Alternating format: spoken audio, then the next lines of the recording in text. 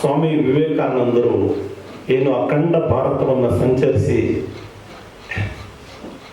ಇಡೀ ವಿಶ್ವ ಶಾಂತಿಯಿಂದ ಕೂಡಿರಬೇಕು, ಮನುಜ ಮತ ವಿಶ್ವಪಥದಲ್ಲಿ ನಾವು ಹೋಗಬೇಕು, ಎಲ್ಲರನ್ನು ನಾವು ಮನುಷ್ಯರಾಗಿ ನೋಡಬೇಕು ಅನ್ನುವಂಥ ಅವರ ಸಂದೇಶ ಇದೆ. ಅದು ನಮಗೆ ಪ್ರೇರಣೆಯಾಗಿ ಇಂದಿನ ಪರಿಸ್ಥಿತಿಗೆ ಅನುಗುಣವಾಗಿ ಯುದ್ಧ ನಡೆಯುವಂಥ ಪರಿಸ್ಥಿತಿ ನಿರ್ಮಾಣ ಆಗಿದೆ. ಪ್ರಪಂಚದಲ್ಲಿ ಮನುಕುಲವೇ ನಾಶ ಆಗ್ತಾ ಇದೆ. ಎಲ್ಲಕ್ಕಿಂತ ಮುಖ್ಯವಾಗಿ ಮೊನ್ನೆ ಒಂದು ಬಾಂಬ್ ಬ್ಲಾಸ್ಟ್ ಆಗಿದ್ದು ಒಂದು ಶಾಲೆಯಲ್ಲಿ ಮುಗ್ಧ ಮಕ್ಕಳು ಸಾವಿಗೆ ಕಾರಣ ಆಯಿತು. ಈ ಹಿನ್ನೆಲೆಯಲ್ಲಿ ನಾವು ಯುದ್ಧ ಬೇಡ, ಶಾಂತಿ ಬೇಕು, ನಾವು ಭಾರತೀಯರು ಶಾಂತಿ ಪ್ರಿಯರು, ಮಹಾತ್ಮ ಗಾಂಧೀಜಿಯವರು ಶಾಂತಿಯಿಂದಲೇ ನಮಗೆ ಸ್ವಾತಂತ್ರ್ಯವನ್ನು ತಂದುಕೊಡುವಂಥ ಚೈತನ್ಯವನ್ನು ಕೊಟ್ಟಿದ್ದಾರೆ. ಹಾಗಾಗಿ ನಾವು ಈ ದಿನ ನ್ಯಾಯಾಂಗ ಬಡಾವಣೆಯಿಂದಲೇ ಒಂದು ಸಂದೇಶ ರಾಜ್ಯದ ಜನರಿಗಿರ್ಬೋದು, ದೇಶದ ಜನರಿಗಿರ್ಬೋದು, ಅಥವಾ ಜಗತ್ತಿನ ಜನರಿಗಿರ್ಬೋದು, ನಮ್ಮ ಬಡಾವಣೆಯಿಂದ ಒಂದು ಸಂದೇಶ ರವಾನೆ ಆಗಬೇಕು.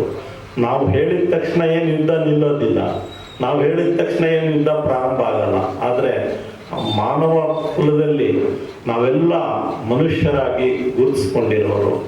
ಹಾಗಾಗಿ ನಮ್ಮ ಸಂದೇಶ ಒಂದಷ್ಟು ಜನರಿಗಾದರೂ ತಲುಪಲಿ ಅನ್ನೋ ದೃಷ್ಟಿಯಿಂದ ಈ ದಿನ ನಾವು ಸ್ವಾಮಿ ವಿವೇಕಾನಂದ ಅಭ್ಯುದಯ ಪ್ರತಿಷ್ಠಾನದ ಜೊತೆಗೆ ನಮ್ಮ ಬಡಾವಣೆಯಲ್ಲಿರ್ತಕ್ಕಂಥ ವಿವಿಧ ಸಂಘ ಸಂಸ್ಥೆಗಳ ಸಂಯುಕ್ತ ಆಶ್ರಯದಲ್ಲಿ ಇವತ್ತು ಯುದ್ಧ ಬೇಡ, ಶಾಂತಿ ಬೇಕು ಅಂತ ಹೇಳಿ ನಾವು ಈ ಕಾರ್ಯಕ್ರಮನ ಆಯೋಜನೆ ಮಾಡಿದ್ದೇವೆ.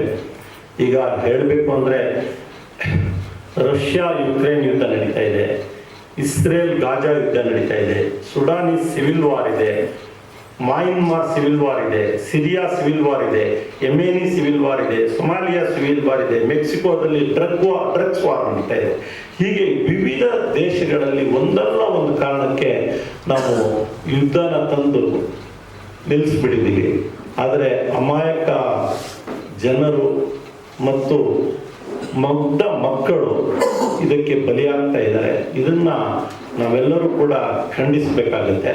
ಆ ದೃಷ್ಟಿಕೋನದಿಂದ ಈ ಕಾರ್ಯಕ್ರಮ ಮಾಡಬೇಕು ಅಂದಾಗ ನನಗೆ ಮೊದಲು ಹೊಳೆದಿದ್ದು ತಕ್ಷಣಕ್ಕೆ 3 ವ್ಯಕ್ತಿಗಳು. ಅದರಲ್ಲಿ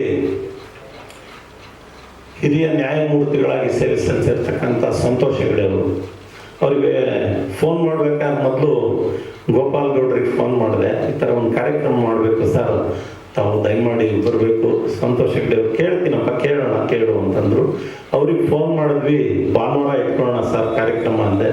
ಇಲ್ಲ ನಾನು ಭಾನುವಾರ ಬ್ಯುಸಿ ಇದ್ದೀನಿ, ಶನಿವಾರ ಇಟ್ಕೊಳ್ಳಿ ಅಂತಂದ್ರು. ಶನಿವಾರ ಬೆಳಿಗ್ಗೆನ ಸರ್? ಇಲ್ಲ 4 ಗಂಟೆಗೆ ಇಟ್ಕೊಳ್ಳಿ, ಖಂಡಿತ ಬರ್ತೀನಿ ನಾನು ಅಂತ ಹೇಳಿದ್ರು. ಆಮೇಲೆ ಅವರು ಗೋಪಾಲ್ ಗೌಡ್ರ ಜೊತೆನೂ ಮಾತಾಡಿದ್ದಾರೆ, ಈ ಥರ ಕಾರ್ಯಕ್ರಮ ಆಯೋಜನೆ ಮಾಡಿದ್ದಾರೆ, ಬರಬೇಕು ಅಂತ. ಗೋಪಾಲ್ ಗೌಡ್ರು ಕೂಡ ತಮ್ಮ ಬ್ಯುಸಿ ಶೆಡ್ಯೂಲ್ನಲ್ಲಿ ಇವತ್ತು ಈ ಕಾರ್ಯಕ್ರಮಕ್ಕೆ ಬಂದಿದ್ದಾರೆ. ಅವರಿಗೆ ನಮ್ಮ ಪ್ರತಿಷ್ಠಾನದ ವತಿಯಿಂದ ಮತ್ತು ನ್ಯಾಯಾಂಗ ಬಡಾವಣೆಯ ಎಲ್ಲ ಸಂಘ ಸಂಸ್ಥೆಗಳ ಅಧ್ಯಕ್ಷರು, ಪದಾಧಿಕಾರಿಗಳು, ಸದಸ್ಯರ ಪರವಾಗಿ ಮತ್ತು ತಮ್ಮೆಲ್ಲರ ಪರವಾಗಿ ಹೃದಯಪೂರ್ವಕವಾದ ಸ್ವಾಗತವನ್ನು ನಾನು ಕೊಡ್ತೇನೆ. ಹಾಗೆಯೇ ಈ ದಿನ ನಮ್ಮ ಕಾರ್ಯಕ್ರಮಕ್ಕೆ ಬರಲೇಬೇಕಾಗಿರ್ತಕ್ಕಂಥ ಸಂತೋಷ್ ಹೆಗಡೆ ಅವರು, ನಿಮಗೆಲ್ಲ ಗೊತ್ತಿದೆ, ನಿನ್ನೆ ನನಗೆ ಒಂದು 50-60 ಫೋನ್ ಬಂತು ಅವ್ರ ರಾಷ್ಟ್ರವಕ್ರದ ತಕ್ಷಣ. ನಾನು ಆಮೇಲೆ ಗೋಪಾಲ್ ಗೌಡ್ರಿಗೆ ಕೇಳಿದೆ, ಯಾಕಂದ್ರೆ ನೇರವಾಗಿ ನಮಗೆ ಅವ್ರಿಗೆ ಸಂಪರ್ಕ ಮಾಡೋದು ಭಾಳ ಕಷ್ಟ ಅಂತ ಸಂದರ್ಭದಲ್ಲಿ ಅವರು ರಾತ್ರಿ ಸಂಪರ್ಕ ಮಾಡಿ ಇಲ್ಲ ಡಿಸ್ಚಾರ್ಜ್ ಆಗಿದ್ದಾರೆ, ಮನೇಲಿದ್ದಾರೆ ಅಂತ ಹೇಳಿದ್ರು. ಭಾಳ ಸಂತೋಷ ಆಯಿತು. ನಾವೆಲ್ಲರೂ ಪ್ರಾರ್ಥಿಸೋಣ ಅಂತ ವ್ಯಕ್ತಿ ಇನ್ನೂ 100 ವರ್ಷ ಬಾಳಲಿ, ಬದುಕಲಿ ಅಂತ ಹೇಳ್ತಾ ಅವರನ್ನು ಕೂಡ ನಾನು ಕಾರ್ಯಕ್ರಮಕ್ಕೆ ಸ್ವಾಗತಿಸ್ತಾ ಇದ್ದೇನೆ. ಹಾಗೆಯೇ ಇವರಿಬ್ಬರು ಬರ್ತಾರೆ ಅಂದಾಗ ಭಾಳ ಖುಷಿ ಆಯ್ತು ನನಗೆ. ನಾನು ಕರ್ತಿಗೆಯವರ PA ಅವರಿಗೆ ಫೋನ್ ಮಾಡಿದಾಗ ಶನಿವಾರ ಏನೂ ಇಲ್ಲ ಸರ್, ಆಫೀಸ್ ವರ್ಕಲ್ಲಿ ಇದ್ದಾರೆ ಸಾಹೇಬರು ಅಂತ ಹೇಳಿದ್ರು. ಆಮೇಲೆ ತಕ್ಷಣ ಅವರಿಗೆ ಫೋನ್ ಮಾಡಿದೆ, ಹಂಗಂದ್ರೆ ಆಫೀಸಲ್ಲಿ ಇದ್ದಾರೆ ಅಂತ. ಸರ್ ಹಿಂಗಿದೆ ಅಂದಾಗ ಭಾಳ ಖುಷಿಯಾಗಿ ಒಪ್ಕೊಂಡ್ಬಿಟ್ರು. ಬೆಳಿಗ್ಗೆ ಮಧ್ಯಾಹ್ನದವರೆಗೆ ಆಫೀಸಲ್ಲಿ ಇರ್ತೀನಿ, ಮಧ್ಯಾಹ್ನ ಮೇಲೆ ಬರ್ತೀನಿ ಅಂತ. ಆಫೀಸಿಂದ ನೇರವಾಗಿ ಇವತ್ತು ಇಲ್ಲಿ ನಮ್ಮೊಂದಿಗೆ ಮಾತಾಡಲಿಕ್ಕೆ ಬಂದಿದ್ದಾರೆ. ಅವರಿಗೆ ನಾನು ತಮ್ಮೆಲ್ಲರ ಪರವಾಗಿ, ನ್ಯಾಯಾಂಗ ಬಡಾವಣೆ ಸಂಘ ಸಂಸ್ಥೆಗಳ ಪರವಾಗಿ, ಪ್ರತಿಷ್ಠಾನದ ಪರವಾಗಿ ಹೃದಯಪೂರ್ವಕವಾದ ಸ್ವಾಗತವನ್ನು ಬಯಸ್ತೀನಿ. ಬಹಳ ಮುಖ್ಯವಾಗಿ ಈ ಕಾರ್ಯಕ್ರಮ ಮಾಡಬೇಕಾದ್ರೆ ಬಡಾವಣೆಯಲ್ಲಿ ನಮ್ಮ ಸಂಘ ಸಂಸ್ಥೆ ಹಲವಾರು ಸಂಘ ಸಂಸ್ಥೆಯ ಪ್ರಮುಖರಿಗೆ ದೂರವಾಣಿ ಮೂಲಕ ಹೇಳಿದಾಗ ಬಹಳ ಸಂತೋಷದಿಂದ ಇಲ್ಲ ಮಾಡೋಣ ಅಂತೇಳಿ ಒಪ್ಕೊಂಡ್ರು. ಇದಕ್ಕೊಂದು ಕಾರಣನೂ ಇದೆ. ನಾವು ಈ ದೇಶದ ವಿಷಯ ಬಂದಾಗ, ಆಮೇಲೆ ಸೈನಿಕರ ವಿಷಯ ಬಂದಾಗ, ಮಹಿಳೆಯರ ಮೇಲೆ ಅಮಾಯಕರು ಬಂದು ದೌರ್ಜನ್ಯ ಮಾಡಿ ಅತ್ಯಾಚಾರ ಮಾಡುವಂಥ ಪ್ರಕರಣಗಳು ದೇಶದಲ್ಲೆಲ್ಲ ಭುಗಿಲಿದ್ದ ಸಂದರ್ಭದಲ್ಲಿ ಕರ್ನಾಟಕದಲ್ಲಿ ಬೆಂಗಳೂರಿನಲ್ಲಿ ನ್ಯಾಯಾಂಗ ಬಡಾವಣೆನೇ ಮೊದಲು ಖಂಡಿಸಿ ನಾವು ಒಂದು ಪ್ರತಿಭಟನೆಯನ್ನ ಮಾಡಿದ್ವಿ. ಎಲ್ಲ ಸಂಘ ಸಂಸ್ಥೆಯವರು ಸಪೋರ್ಟಿವ್ ಆಗಿ ನಿಂತಿದ್ರು. ಸೊ ಈ ಕಾರಣಕ್ಕಾಗಿ ನಾವು ಈ ಯುದ್ಧದ ಬಗ್ಗೆ ಕೇಳಿದಾಗ ಬಹಳ ಸಂತೋಷದಿಂದ ಒಪ್ಪಿ ಈ ಕಾರ್ಯಕ್ರಮಕ್ಕೆ ಬಂದಿರತಕ್ಕಂಥ ಶಕ್ತಿ ಸ್ತ್ರೀ ಸಮಾಜ ಎಲ್ಲ ಪದಾಧಿಕಾರಿಗಳು, ಅಧ್ಯಕ್ಷರಿಗೂ, ರೂಪಶ್ರೀ ಕುಮಾರ್ ಅವರಿಗೂ ನಾನು ಹೃದಯಪೂರ್ವಕವಾದ ಸ್ವಾಗತವನ್ನು ಬಯಸ್ತಾ ಇದ್ದೇನೆ. ಹಾಗೆಯೇ ನ್ಯಾಯಾಂಗ ಬಡಾವಣೆಯ ನಿವಾಸಿಗಳ ವೇದಿಕೆ ಅಧ್ಯಕ್ಷರಾದ ಎನ್ ಕೃಷ್ಣಪ್ಪನವರು, ಅವರು ಕೂಡ ಬಹಳ ಸಂತೋಷದಿಂದ ಒಪ್ಪಿ ಕಾರ್ಯಕ್ರಮಕ್ಕೆ ಬಂದಿದ್ದಾರೆ. ಅವರಿಗೂ ಹೃದಯಪೂರ್ವಕವಾದ ಸ್ವಾಗತವನ್ನು ಬಯಸ್ತಾ ಇದ್ದೇನೆ. ಈ ಬಡಾವಣೆ ಒಂದು ರೀತಿ ಪೆನ್ಷನರ್ ಹಬ್ಬು, ಹಿರಿಯ ನಾಗರಿಕರೇ ಜಾಸ್ತಿ ಇರೋದು. ಆದ್ರೆ ನಾನು ಸಮಾರಂಭ ಮಾಡಿದಾಗೆಲ್ಲ ಅವ್ರನ್ನ ಹಿರಿಯ ನಾಗರಿಕರಂತ ಹೇಳ್ಕೊಳಕ್ಕೆ ಆಗಲ್ಲ. ಎಲ್ಲ ಯುವಕರು ಇದ್ದೀರಾ, ನೀವೆಲ್ಲ ಬಂದಿದ್ದೀರಾ. ಅದು ಸಂಘಟನೆಯ ಅಧ್ಯಕ್ಷರಾದ ಎಚ್ ನಾಗರಾಜ್ ಅವರು ಬಂದಿದ್ದಾರೆ, ಅವರಿಗೆ ನಾನು ಹೃದಯಪೂರ್ವಕ ಸ್ವಾಗತವನ್ನು ಬಯಸ್ತಾ ಇದ್ದೇನೆ. ಆಮೇಲೆ ಈ ಬಡಾವಣೆಯಲ್ಲಿ ಹೊಸದಾಗಿ ಒಂದು ಸಂಘ ಪ್ರಾರಂಭ ಆಯ್ತು. ಇತ್ತೀಚೆಗೆ 1 ವರ್ಷ 2 ವರ್ಷ ಆಗಿರ್ಬೇಕು. ನ್ಯಾಯಾಧೀಶರು, ನ್ಯಾಯಾಂಗ ಇಲಾಖೆಯ ನೌಕರರು, ಅಧಿಕಾರಿಗಳು ಮತ್ತು ನ್ಯಾಯಾಧೀಶರು ಒಂದು ಸಪರೇಟ್ ಒಂದು ಸಂಘ ಮಾಡ್ಕೊಂಡಿದ್ದಾರೆ. ಅವರು ಕೂಡ ಈ ಬಡಾವಣೆಯ ಅಭಿವೃದ್ಧಿಗೆ ಶ್ರಮಿಸ್ತಾ ಇದ್ದಾರೆ. ಡಿ ಕೃಷ್ಣಪ್ಪನವರು ಅವರು ನನಗೆ ಬರಲಿಕ್ಕೆ ಅನಾನುಕೂಲ ಆಗಿದೆ ಅಂತ ಹೇಳಿದ್ದಾರೆ. ಆ ಸಂಸ್ಥೆ ಎಲ್ಲ ಕೆಲವು ಪದಾಧಿಕಾರಿಗಳು ಇಲ್ಲಿದ್ದಾರೆ, ಸದಸ್ಯರಿದ್ದಾರೆ, ಕಾರ್ಯದರ್ಶಿಗಳಿದ್ದಾರೆ. ಅವರಿಗೂ ಕೂಡ ನಾವು ನಮ್ಮ ಪ್ರತಿಷ್ಠಾನದ ಪರವಾಗಿ ತಮ್ಮೆಲ್ಲರ ಪರವಾಗಿ ಹೃದಯಪೂರ್ವಕವಾದ ಸ್ವಾಗತವನ್ನು ಬಯಸ್ತಾ ಇದ್ದೇನೆ. ನಮ್ಮ ಈ ಕಾರ್ಯಕ್ರಮಕ್ಕೆ ಮಹಾನಂದಿ ಶೈಕ್ಷಣಿಕ ಸಾಂಸ್ಕೃತಿಕ ಸಂಘದ ಅಧ್ಯಕ್ಷರಾದ ಮತ್ತು ಜಿಲ್ಲಾ ನ್ಯಾಯಾಧೀಶರಾಗಿ ನಿವೃತ್ತಿಯಾಗಿರ್ತಕ್ಕಂಥ ಬಸವರಾಜ್ ಎಸ್ ತಡಾಳ್ ಅವರು ಬಂದಿದ್ದಾರೆ. ಅವರಿಗೂ ತಮ್ಮೆಲ್ಲರ ಪರವಾಗಿ ಸ್ವಾಗತವನ್ನು ಬಯಸ್ತಾ ಇದ್ದೇನೆ. ಹಾಗೆ ಈ ಬಡಾವಣೆಯಲ್ಲಿ ಒಂದು ಕಾಶಿ ವಿಶ್ವನಾಥ ದೇವಸ್ಥಾನ ಅಂತೇಳಿ ಮಾಡಿ ನಾವೆಲ್ಲರೂ ಬಡಾವಣೆಯ ನಾಗರಿಕರೆಲ್ಲರೂ ಸೇರಿ ಮಾಡಿದ್ರು. ಅದರ ಅಧ್ಯಕ್ಷರಾದ ಎಂ ರವಿ ಅವರು ನಾವು ಆಹ್ವಾನ ಮಾಡಿದಾಗ ಅವರು ಕೂಡ ಸಂತೋಷದಿಂದ ಹೋಗಿದ್ದಾರೆ. ಅವರು ಬಹುಶಃ ಲೇಟಾಗಿ ಬರ್ಬೋದು. ಅವರಿಗೂ ಕೂಡ ನಾನು ಹೃದಯಪೂರ್ವಕವಾದ ಸ್ವಾಗತವನ್ನು ಬಯಸ್ತಾ ಇದ್ದೇನೆ. ಹಾಗೆ ನಮ್ಮ ಬಡಾವಣೆಯಲ್ಲಿ ಪ್ರತಿ ವರ್ಷ ಗಣಪತಿ ಹಬ್ಬ ಬಂತು ಅಂದರೆ ತಕ್ಷಣಕ್ಕೆ ನೆನಪಾಗೋದು ನಮ್ಮ ಮೊಟ್ಟ ಮೊದಲು ರುದ್ರಯ್ಯನವರು.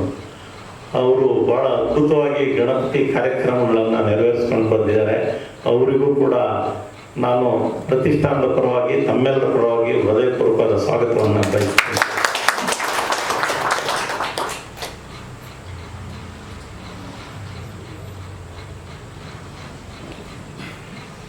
ನಾವು ಈ ಬಡಾವಣೆಯಲ್ಲಿ ಇತರೆ ಭಾಷಿಕರು ಬಹಳ ಜಾಸ್ತಿ ಆಗ್ತಾ ಇದ್ದಾರೆ. ನಮಗೆ ಹಿಂದಿ ಮಾತಾಡೋರು, ತೆಲುಗು ಮಾತಾಡೋರು, ಬೇರೆ ಬೇರೆ ಸಂಖ್ಯೆ ಜಾಸ್ತಿ ಆಗ್ತಾ ಇದೆ. ಬಡಾವಣೆಯಲ್ಲಿ ನಾವು ಓಡಾಡ್ತಾ ಇದ್ರೆ ಇದು ಕನ್ನಡಿಗರಿರ್ತಕ್ಕಂಥದ್ದ ಅಥವಾ ಹಿಂದಿ ವಾಲೆಗಳ ಅನ್ನೋದು ನಮಗೆ ಕನ್ಫ್ಯೂಸ್ ಇದೆ ಬಹಳ. ಅಂಥದ್ರಲ್ಲಿ ಈ ಬಡಾವಣೆಯಲ್ಲಿ ಶ್ರೀ ಕನ್ನಡ ಕಸ್ತೂರಿ ಸಂಘ ಅಂತ ಸ್ಥಾಪನೆ ಮಾಡಿ ಪ್ರತಿ ವರ್ಷ ಕನ್ನಡ ರಾಜ್ಯೋತ್ಸವದ ಜೊತೆಗೆ ಇತ್ತೀಚೆಗೆ ಜ್ಞಾನಪೀಠ ಪ್ರಶಸ್ತಿ ವಿಜೇತರ ಒಂದು ಸರಣಿ ಕಾರ್ಯಕ್ರಮ ಮಾಡ್ತಾ ಇದ್ದೀವಿ. ಈ ಕನ್ನಡ ಕಸ್ತೂರಿ ಸಂಘದ ಕೆಂಪಣ್ಣವರು ಬಂದಿದ್ದಾರೆ. ಅವರಿಗೂ ಹೃದಯಪೂರ್ವಕವಾದ ಸ್ವಾಗತವನ್ನು ಬಯಸ್ತೀನಿ. ಈ ಬಡಾವಣೆಯಲ್ಲಿ 3 ಜಾತಿಯ ಸಂಘಗಳಿದ್ದಾವೆ. ಅದರಲ್ಲಿ ಬ್ರಹ್ಮಚೇತನ ಅಂತ ಆ ಸಂಘದ ಚಂದ್ರಕಾಂತ್ ಗೋಖಲೆ ಅವರು ಬಂದಿದ್ದಾರೆ. ಅವರಿಗೂ ಹೃದಯಪೂರ್ವಕವಾದ ಸ್ವಾಗತವನ್ನು ಬಯಸ್ತಾ ಇದ್ದೀನಿ. ಹಾಗೇನೆ ಸಮಾನ ಮನಸ್ಕರು ಅಂತ ಒಂದು ವೇದಿಕೆ ಇತ್ತೀಚಿನ 1 ವರ್ಷದಿಂದ ಸ್ಟಾರ್ಟ್ ಆಗಿದೆ. ಅವರು ಅದರ ಪ್ರವರ್ತಕರು ಅಧ್ಯಕ್ಷರಾದ ಮುದ್ರಂಗಪ್ಪನವರು ಬಂದಿದ್ದಾರೆ. ಅವರಿಗೂ ಕೂಡ ವಾರ್ಷಿಕವಾದ ಸ್ವಾಗತವನ್ನು ಬಯಸ್ತಾ ಇದ್ದೀನಿ. ಆಮೇಲೆ ಇಲ್ಲಿ ವರ್ಷಕ್ಕೊಂದ್ಸರಿ ಅಣ್ಣಮ್ಮ ದೇವಿನ ಆಚರಣೆ ಮಾಡ್ತಾರೆ. ಅಣ್ಣಮ್ಮ ದೇವಿ ತಂದು ಪ್ರತಿಷ್ಠಾಪನೆ ಮಾಡಿ ಜನರು ಧಾರ್ಮಿಕವಾಗಿ ಅವರ ಪ್ರಾರ್ಥನೆ ಮಾಡ್ಲಿಕ್ಕೆ ಅನುಕೂಲ ಮಾಡಿಕೊಡ್ತಾರೆ. ಪಿ ಶ್ರೀನಿವಾಸ್ ಅವರು ಕೂಡ ಈ ಅಣ್ಣಮ್ಮ ದೇವಸ್ಥಾನದ ಅಧ್ಯಕ್ಷರು. ಅವರಿಗೂ ಕೂಡ ನಾನು ಹೃದಯಪೂರ್ವಕವಾದ ಸ್ವಾಗತವನ್ನು ಬಯಸ್ತೇನೆ. ಈ ಬಡಾವಣೆಯಲ್ಲಿ ಒಂದು ಬಹಳ ದೊಡ್ಡ ಕೊರತೆ ಇದೆ. ಏನಂದ್ರೆ ಎಲ್ಲ ಬಡಾವಣೆಗಳಿಗೆ ಹೋಗಿ ನೀವು ಒಂದು ಕ್ಲಬ್ ಇರುತ್ತೆ. ಆ ಕ್ಲಬ್ ಅಂದ ತಕ್ಷಣ ಬರೇ ಕುಡಿಯೋ ಕಲ್ಚರ್ ಮಾತ್ರ ಅಲ್ಲ, ಇತರ ಸಾಂಸ್ಕೃತಿಕ ಚಟುವಟಿಕೆಗಳನ್ನು ಮಾಡಬೇಕು ಅಂತೇಳಿ ಈ ಕ್ಲಬ್ಬನ್ನು ಇಲ್ಲಿ ಸ್ಥಾಪನೆ ಮಾಡಬೇಕು ಅಂತೇಳಿ ನಮ್ಮ ಕೃಷ್ಣಾರೆಡ್ಡಿ ಅವರು ನಿರಂತರ ಪ್ರಯತ್ನ ನಡೀತಿದೆ. ಅವರು ಅಧ್ಯಕ್ಷರು ಕ್ಲಬ್ಬಿನ ಅವರು ಬಂದಿದ್ದಾರೆ. ಅವರಿಗೂ ಹೃದಯಪೂರ್ವಕವಾದ ಸ್ವಾಗತವನ್ನು ತಮ್ಮೆಲ್ಲರ ಬಯಸ್ತಾ ಇದ್ದೇನೆ. ಆಮೇಲೆ ಜಸ್ಟಿಸ್ ಹೊಂಬೇಗೌಡ ಒಕ್ಕಲಿಗರ ಸಂಘ ಅಂತ ಇದೆ. ನಾನು ತಮಾಷೆಗೆ ಸುಮಾರು ಹೇಳ್ತಾ ಇರ್ತೀನಿ, ಜಸ್ಟಿಸ್ ಅಂದ್ರೆ ಬೇರೆ ಜಾತಿ ಇರಲ್ಲ, ನೀವು ಜಸ್ಟಿಸ್ ತೆಗೆದುಬಿಡಿ, ಹೊಂಬೇಗೌಡ ಸಂಘ ಅಂತ ಹೇಳಿ. ಆದರೂ ಅವರು ಕೂಡ ಈ ಒಂದು ಬಡಾವಣೆಯಲ್ಲಿ ಚಟುವಟಿಕೆಯಲ್ಲಿದ್ದಾರೆ. ಅದರ ಅಧ್ಯಕ್ಷರು ಬರ್ತೀನಿ, ಲೇಟ್ ಆಗ್ಬೋದು, ಒಂದು 10 ನಿಮಿಷ ಅಂತೇಳಿ ಹೇಳಿದ್ರು. ST ನಾಗರಾಜ್ ಅಂತೇಳಿ ಅವರಿಗೂ ಕೂಡ ತಮ್ಮೆಲ್ಲರ ಪರವಾಗಿ ಹೃದಯಪೂರ್ವಕವಾದ ಸ್ವಾಗತವನ್ನು ಬಯಸ್ತೀನಿ. ಇಲ್ಲಿ ಗಮನಿಸಬೇಕಾದಂಥ ಅಂಶ ಅಂದ್ರೆ ಎಲ್ಲ ಸಂಘ ಸಂಸ್ಥೆಯವರು ಪ್ರತಿಷ್ಠಾನವು ಸೇರಿದಂತೆ ಕಾರ್ಯಕ್ರಮವನ್ನೇನೋ ಆಯೋಜನೆ ಮಾಡಿಬಿಡ್ತೀವಿ. ಈಗಿನ ಮಾಡ್ರನ್ ಜಾಗತೀಕರಣದ ಬದುಕಿನಲ್ಲಿ ಮೊಬೈಲು, ಫೋನು, TV ಇವೆಲ್ಲ ಬಿಟ್ಟು ಹೊರಗಡೆ ಬರೋದು ಬಹಳ ಕಷ್ಟ ಆಗಿದೆ ಜನರಿಗೆ. ಅಂಥದ್ರಲ್ಲಿ ನಾವೆಲ್ಲರೂ ಒಂದೊಂದು ಕಾರ್ಯಕ್ರಮನ ಅವಾಗವಾಗ ಕೊಡ್ತಾ ಇರ್ತೀವಿ. ಆ ಕಾರ್ಯಕ್ರಮಕ್ಕೆ ಜನ ಬರಬೇಕಲ್ಲ, ಬಹಳ ದೊಡ್ಡ ಮನಸ್ಸು ಮಾಡಿ ನಾನು ತುಂಬಾ ಸರಿ ಹೇಳ್ತಾ ಇರ್ತೀನಿ, ಬಂದವರೆಲ್ಲ ನಮ್ಮವರು, ಬಾರದೇ ಇದ್ದವರೆಲ್ಲ ದೇವರು ಅಂತ. ಯಾಕಂದ್ರೆ ದೇವ್ರ ಕಣ್ಣಿಗೆ ಕಾಣೋದಿಲ್ಲ. ಬಂದವರನ್ನು ನಾನು ಹೃದಯಪೂರ್ವಕವಾದ ಸ್ವಾಗತವನ್ನು ತಮ್ಮೆಲ್ಲರಿಗೆ ಬಯಸ್ತಾ ಇದ್ದೇನೆ. ಈ ಒಂದು ಕಾರ್ಯಕ್ರಮ ಅತ್ಯಂತ ಯಶಸ್ವಿಯಾಗಬೇಕು.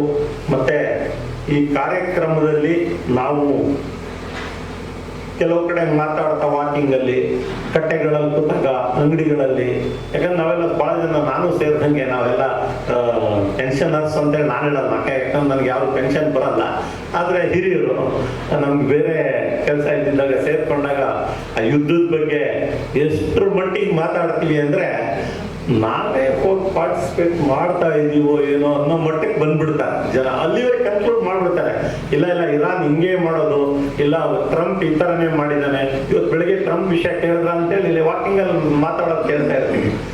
ಆದರೆ ಅದ್ರದ್ದು ನಿಜವಾದ ವಿಷಯ ಏನಿರ್ಬೋದು, ಯುದ್ಧ ಯಾಕೆ ನಡೀತಾ ಇದೆ, ಯುದ್ಧದಿಂದ ಆಗ್ತಕ್ಕಂಥ ದುಷ್ಪರಿಣಾಮಗಳೇನು, ಇದೆಲ್ಲ ನಾನು ಕೂಡ ಕೂತ್ಕೊಂಡು ಪುಸ್ತಕನೋ ಅಥವಾ ಗೂಗಲ್ನಲ್ಲೋ ಸರ್ಚ್ ಮಾಡೋ, ಇನ್ನೆಲ್ಲೋ ಕಡೆ ಎಲ್ಲೋ ಒಂದ್ ಕಡೆ ಕಾರ್ಯಕ್ರಮ ನಡೀತದೆ ಸಿಟಿಲಿ ಅಂತೇಳಿ ಹೋಗಿ ನಾನು ತಿಳ್ಕೊಳ್ಳೋ ಅಂತ ಶಕ್ತಿ ನನ್ನಲ್ಲಿದೆ. ನಾನು ಒಬ್ಬರೇ ತಿಳ್ಕೊಳ್ಳೋದಕ್ಕಿಂತ ಬಡಾವಣೆ ಎಲ್ಲ ನಾಗರಿಕರಿಗೂ ಈ ವಿಷಯ ತಲುಪಬೇಕು, ತಿಳುವಳಿಕೆ ಬರಬೇಕು ಅನ್ನೋ ದೃಷ್ಟಿಯಿಂದ ಈ ಒಂದು ಕಾರ್ಯಕ್ರಮನ ಆಯೋಜನೆ ಮಾಡಿದ್ದೀವಿ. ತಮ್ಮೆಲ್ಲರಿಗೂ ಮತ್ತೊಮ್ಮೆ ಹೃದಯಪೂರ್ವಕವಾದ ಸ್ವಾಗತವನ್ನು ಬಯಸ್ತಾ, ನನಗೆ ಮಾತಾಡಲು ಅವಕಾಶ ಮಾಡಿಕೊಟ್ಟ ತಮ್ಮೆಲ್ಲರಿಗೂ ವಂದಿಸುವ ಮುನ್ನ ಈ ಕಾರ್ಯಕ್ರಮದ ನಿರ್ವಹಣೆ ಮಾಡ್ತಕ್ಕಂಥ ಶ್ರೀಮತಿ ಆ ಬೃಂದ, ಈ ಬೃಂದ ಅವರು ನಾವು ಬಹಳ ವರ್ಷಗಳ ಪರಿಚಯ. ನಮ್ಮ ಎಲ್ಲ ಹೋರಾಟಗಳಿಗೆ ನಾನು ಫೋನ್ನಲ್ಲೇ ಹೇಳ್ಬಿಡ್ತೀನಿ, ಟೈಪ್ ಮಾಡಿ ಕಳಿಸ್ಬಿಡ್ತಾರೆ. ಅಂದ್ರೆ ಹೇಳಿದ ಟೈಮ್ಗಂತೂ ಕಳ್ಸಲ್ಲ, ಗ್ಯಾರಂಟಿ. ಬಹಳ ಚೆನ್ನಾಗಿ ಟೈಪ್ ಮಾಡ್ತಾರೆ ಕನ್ನಡದಲ್ಲಿ. ಬಹಳ ಅದ್ಭುತವಾದ ತಪ್ಪುಗಳಿದ್ರೆ ನಾವು ಮಾಡಿದ ತಪ್ಪನ್ನ ತಿದ್ದುವಂತ ಶಕ್ತಿ ಇದೆ ಅವರಿಗೆ.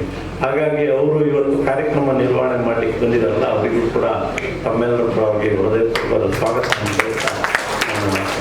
ನಮಸ್ಕಾರ.